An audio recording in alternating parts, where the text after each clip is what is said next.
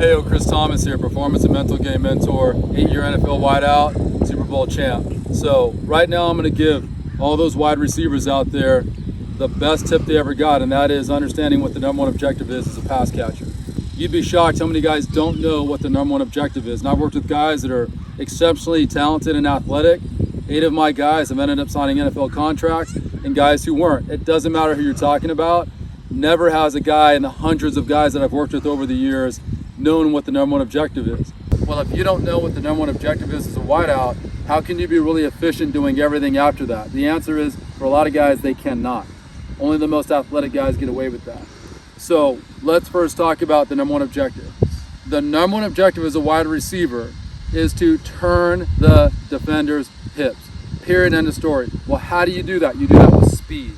Now, I'm realistic. There are certain routes where you're never going to be able to get up on the DB if he's playing you off fast enough to where you're going to turn his hips. But depending on how you come off the ball, you can come off the ball fast enough that he feels like he still needs to backpedal to get away from you, which will create separation. On the deep routes, the corner, the deep post route, the go routes, those are the routes where you actually have every ability to turn the DB's hips, and it's critical that you do that, or else you're going to have a really hard time getting by a DB if you ever get by him. If you do not come off the ball and make this DB feel threatened on all the other routes as though you could run by him, then what happens is the DB gets to stay like this. If a DB can stay like that when you're running slants, ins, out routes, curl routes, anything that's anywhere from 8 to 16 yards deep, if he can stay like this and doesn't ever have to turn to get out of his back pedal because he doesn't feel threatened enough, he's going to cover you almost always. He has the advantage. It's so easy for a DB to plant and break on you if his hips can stay square to the line of scrimmage. So, your speed up the field is critical.